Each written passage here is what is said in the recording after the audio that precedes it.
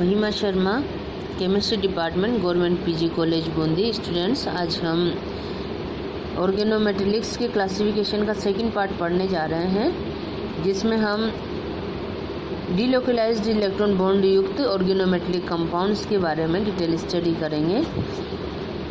इसमें delocalised chemical bonding वाले organometallics में धातु परमाणु के रिक्त कक्षक कार्बनिक समूह के डीलोकलाइज्ड बाई इलेक्ट्रॉन युक्त भरे हुए कक्षकों के साथ अतिव्यापन करते हैं, अथवा धातु परमाणु के पूर्ण भरे हुए कक्षक कार्बन परमाणु के रिक्त कक्षकों के मध्य साथ अतिव्यापन करते हैं, जिससे अच्छी स्टेबिलिटी उत्पन्न होती है। अधिकांश संक्रमण धातुओं में इसी प्रकार के कार्बधात्विक यौगिक बनते हैं। इसमें हम बॉन्ड की नेचर और स्ट्रक्चर के आधार पर इन्हें भी आगे क्लासिफाई किया जाता है, जिसमें हम सबसे पहले ब्रिज्ड एल्किल ग्रुप वाले ऑर्गेनोमेटेलिक कंपाउंड्स लेंगे। इसके बाद इसी क्लास में हम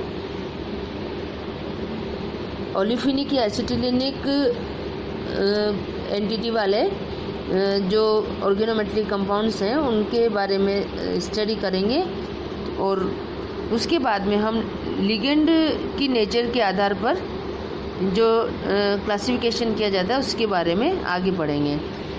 सबसे पहले हम ले रहे हैं सेतुबंध वाले एल्किल यौगिक अथवा ब्रिज्ड एल्किल कंपाउंड्स वाले organometallic compound. Lithium, beryllium, magnesium, boron, aluminium, gallium, indium, thallium आदि कुछ ऐसी धातुएं हैं जिनमें आउटर मोस्ट ऑर्बिटल में, जिसे हम संयोजकता कक्षक कहते हैं, इसमें इलेक्ट्रॉन्स की संख्या कम होने के कारण अष्टक पूर्ण नहीं होता, और ये इलेक्ट्रॉन डेफिशिएंट मेटल्स होने के कारण इसमें जो ऑर्गेनोमेटेलिक कंपाउंड्स बनते हैं ये ब्रिज्ड ऑर्गेनोमेटेलिक कंपाउंड्स बनाती है। जैसे हम इसमें एक वैरायटी पढ़ेंगे जिसमें हम 3 सेंटर्ड 2 इलेक्ट्रॉन बॉन्ड वाले ब्रिज्ड ऑर्गेनोमेटेलिक कंपाउंड्स का एग्जांपल लेते हैं। जैसे ट्राई एथिल एल्यूमिनियम डाइमर के रूप में पाया जाता है। ये जो ट्राई मेथिल एल्यूमिनियम है, इसके डाइमर का फॉर्मूला हम इस प्रकार देख सकते हैं, और इसका ये जो ब्रिज्ड ऑर्गेनोमेटेलिक कंपाउंड है इसकी स्ट्रक्चर इस प्रकार होगी। इसमें जो ये एक मोनोमरिक पार्ट है, इस मोनोमेरिक अर्थात एक लग का पार्ट जो है, इसमें एल्यूमिनियम के साथ जो 3 मेथिल ग्रुप जुड़े हुए हैं, इनमें से एक मेथिल ग्रुप दूसरे जो ट्राई मेथिल एल्यूमिनियम पार्ट है इसके साथ सेतुबंध के रूप में ब्रिज्ड हो जाता है। तो इस प्रकार 2 एल्यूमिनियम के मध्य 2 मेथिल ब्रिज्ड होते हैं, जबकि हर एल्यूमिनियम के साथ में 2 मेथिल ग्रुप टर्मिनल ग्रुप के रूप में उपस्थित रहते हैं। डाइबोरेन में भी इसी प्रकार की स्ट्रक्चर, ब्रिजिंग स्ट्रक्चर पाई जाती है। उसी प्रकार ट्राई मेथिल एल्यूमिनियम में भी इसी प्रकार की ब्रिजिंग स्ट्रक्चर पाई जाती है। और इसमें ये जो सेतुबंध वाली स्ट्रक्चर है ये 3 सेंटर्ड 2 इलेक्ट्रॉन बॉन्ड के रूप में पाई जाती है। इसके बाद हम सेकंड एग्जांपल लेते हैं, जिसमें हम बहुकेंद्रीय 2 इलेक्ट्रॉन बॉन्ड युक्त ऑर्गेनोमेटेलिक कंपाउंड की स्टडी करेंगे। जिस प्रकार ट्राई एथिल एल्यूमिनियम में 3 सेंटर्ड 2 इलेक्ट्रॉन बॉन्ड था, उसके स्थान पर यहाँ पर पॉली सेंटर्ड 2 इलेक्ट्रॉन बॉन्ड पाए जाते हैं, जैसे कि एथिल लिथियम और मेथिल लिथियम टेट्रामेर के रूप में पाए जाते हैं। इसके स्ट्रक्चर में इस जो जैसे इस तरह की क्यूबिक स्ट्रक्चर का क्रिस्टल पाया जाता है, डिस्टोर्टेड क्यूबिक क्रिस्टल, इसमें ब्लैक जो डॉट्स हैं वो इस क्यूबिक में लिथियम को शो कर रही हैं, और जो ओपन डॉट्स हैं ये जो एम्प्टी डॉट्स हैं वो कार्बन को शो कर रही हैं। इसमें जो लिथियम डॉट्स हैं, लिथियम डॉट्स इसमें एक टेट्राहेड्रल स्ट्रक्चर के कॉर्नर्स पर उपस्थित होती, जबकि कार्बन एटम्स इस टेट्राहेड्रल कॉर्नर्स के हर फलक के हर जो फेस होता है उससे बाहर थोड़ा सा उभरे हुए ऊपर की ओर उपस्थित होते हैं। और इसमें जो बॉन्डिंग पाई जाती है वो पॉलीसेंटर्ड 2 इलेक्ट्रॉन बॉन्ड के रूप में पाई जाती है, अर्थात 2 इलेक्ट्रॉन्स 2 से अधिक कई सेंटर्स के मध्य डीलोकलाइज रहते हैं। इसके बाद अब हम ओलिफिनिक या एसिटिलिनिक ऑर्गेनिक ग्रुप युक्त ऑर्गेनोमेटलिक कंपाउंड्स की स्टडी करते हैं। इसमें जो ओलिफिनिक या एसिटिलिनिक ग्रुप जो है इन ऑर्गेनोमेटलिक कंपाउंड्स में एक और कार्बनिक ग्रुप के रूप में उपस्थित होता है। इसमें जो एसिटिलिनिक ग्रुप है, एसिटिलिनिक जो कार्बनिक समूह है, इसका भरा हुआ कक्षक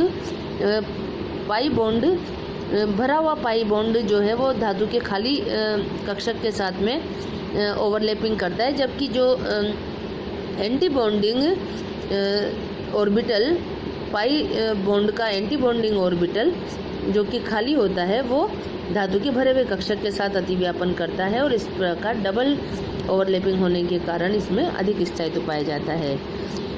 इसी प्रकार से सैंडविच यौगिकों के बारे में नेक्स्ट स्टडी करते हैं। सैंडविच कंपाउंड्स में जैसे फेरोसिन कंपाउंड 1951 में काले एंड पाजन साइंटिस्ट ने बनाया था। ये जो फेरोसिन कंपाउंड है, ये आयरन का ऑर्गेनोमेटलिक कंपाउंड है, जिसमें साइक्लोपेंटाडाइनाइड 2 साइक्लोपेंटाडाइनाइड्स के बीच में ये जो साइक्लोपेंटाडाइनाइड रिंग्स हैं, इनके बीच में आयरन सैंडविच के रूप में उपस्थित होता है। अतः इसका जो फेरोसिन का नाम है वो बिस साइक्लोपेंटाडाइनिल आयरन कहा जाता है। और इस प्रकार के सैंडविच यौगिकों में 2 डीलोकलाइज्ड पाई इलेक्ट्रॉन रिंग्स के मध्य में एक धातु परमाणु जुड़ा रहता है। तो जो 2 डीलोकलाइज्ड पाई इलेक्ट्रॉन रिंग्स होती हैं, इनके मध्य धातु परमाणु जुड़ा होने के कारण एक प्रकार का कोऑर्डिनेशन सिचुएशन इसमें भी पाई जाती है। अब हम लिगेंड की नेचर के आधार पर ऑर्गेनोमेटलिक कंपाउंड्स का क्लासिफिकेशन पढ़ेंगे। इस प्रकार के क्लासिफिकेशन में एक तो सिंपल ऑर्गेनोमेटलिक कंपाउंड्स होते हैं और एक मिक्स्ड ऑर्गेनोमेटलिक कंपाउंड्स होते हैं। जो सिंपल ऑर्गेनोमेटलिक कंपाउंड्स होते हैं उनमें केवल और एक ही जो मेटल एटम होता है, मेटल एटम के साथ में केवल ऑर्गेनिक ग्रुप जुड़ा होता है, जबकि मिश्रित या मिक्स्ड ऑर्गेनोमेटलिक कंपाउंड्स में मेटल के साथ में ऑर्गेनिक ग्रुप के अलावा दूसरे जो इनऑर्गेनिक ग्रुप होते हैं वो भी जुड़े होते हैं। जो सिंपल ऑर्गेनोमेटलिक कंपाउंड्स होते हैं, इनमें 2 प्रकार के सिचुएशंस पाई जा सकती हैं। एक तो सिमेट्रिक ऑर्गेनोमेटलिक कंपाउंड्स, एक unsymmetric organometallic compound. Simple organometallic compounds में दोनों जो इसमें जैसे मरकरी के साथ में जो भी ऑर्गेनिक ग्रुप जुड़ा होता है, दोनों ही सिमिलर नेचर के होते हैं, जबकि अनसिमेट्रिकल ऑर्गेनोमेटलिक कंपाउंड्स में जो ऑर्गेनिक ग्रुप जुड़े होते हैं वो डिफरेंट ऑर्गेनिक ग्रुप्स होते हैं। Thank you very much.